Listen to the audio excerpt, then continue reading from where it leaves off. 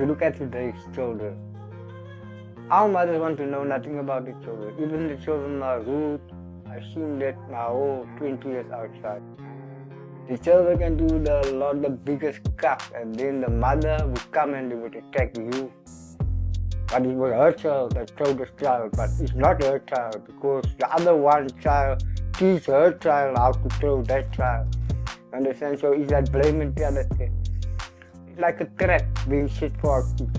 They would go to school, then they would have a quarrel with one another, then they would use the pencils and slap one another with the pencils. The next trap, now they say, okay, nah, man, I must hit you with the stick. But I remember, let me rewind now. Why said the dad?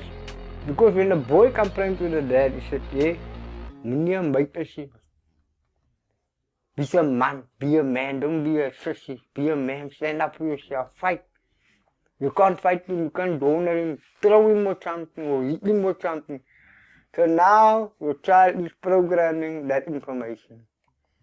Now when your child actually become big, when you now come with a knife and come with guns, then you ask, but I never taught my child this stuff. Where does he learn this stuff? Motherfucker, you taught your son that stuff from a kid age.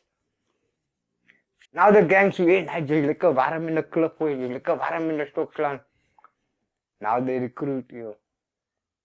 Because now you accept. And now also the other thing is now see, hey, maar kyk, die ding dra jaksoe en hulle ry sulke karre. That's more of the trap. So it's all traps that are set there, but the people responsible is your mom and dad. Charity starts here. Education starts here. So if your child becomes a gangster, only you are to blame. Don't get me wrong, I don't say every parent is a bad parent.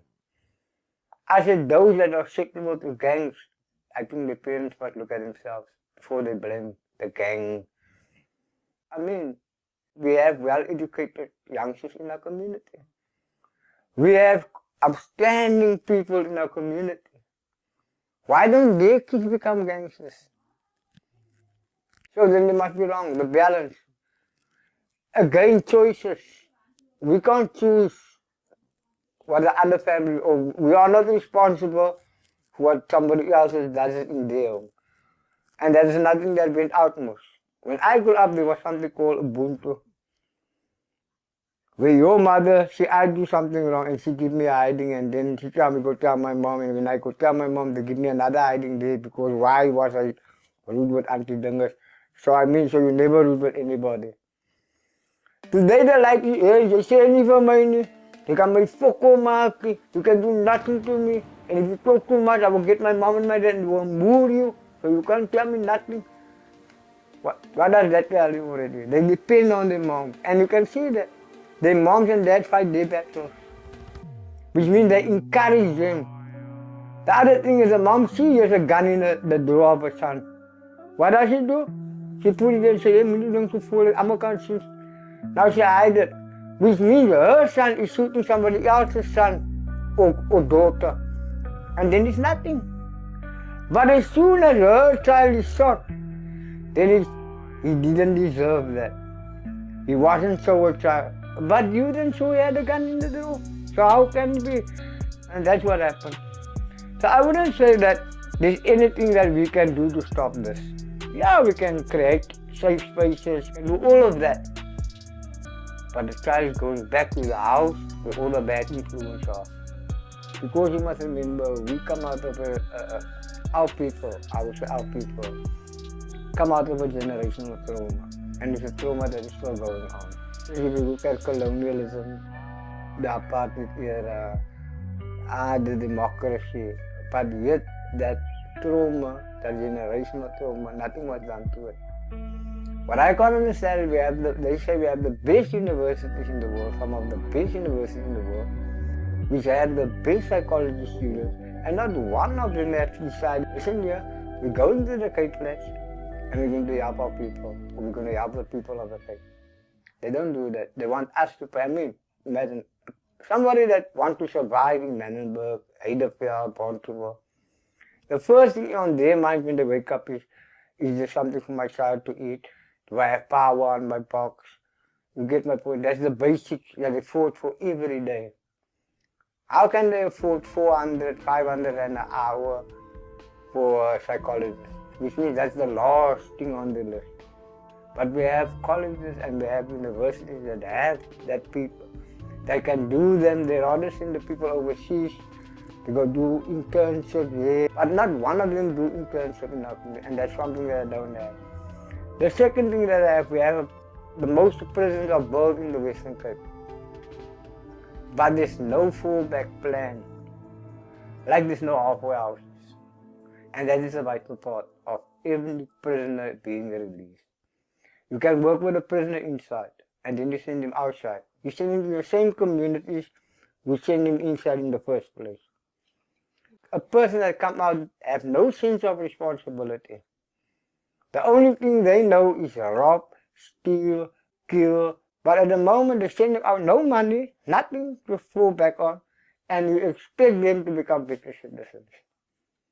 So that's the problem that we have. I mean, everybody sees a mosque as a novelty. All of our people, at least all of society, wear masks every day, I promise you. They have the husband mask, they have the kiddies mask. When they were the children, they put on a mask. When they were the boss, they put on the submissive mask.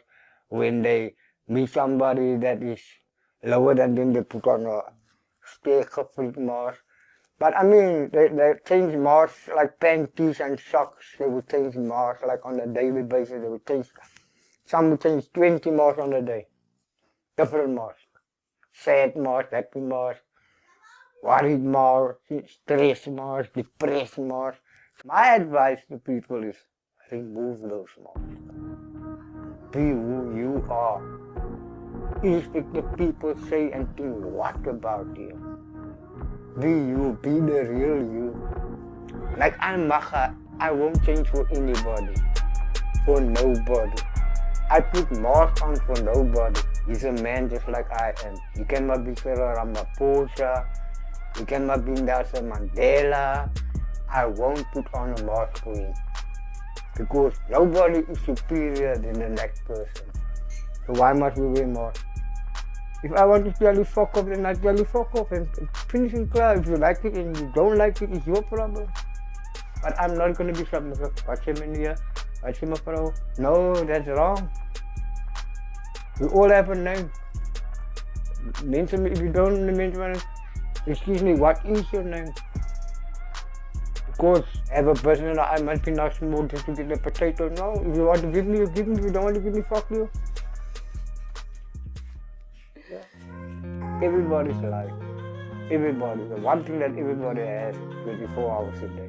Nobody has more than the other one. If they chose to talk bad about me or somebody else the whole day, gossiping, I should call them Wi-Fi, and they are wasting their time. I chose, if I wake up and my 24 hours start, I chose to be happy. So your mood and your anger, whatever you do, it won't affect me. Because when I do that, then I chose to waste my time more. I don't waste my time for nothing.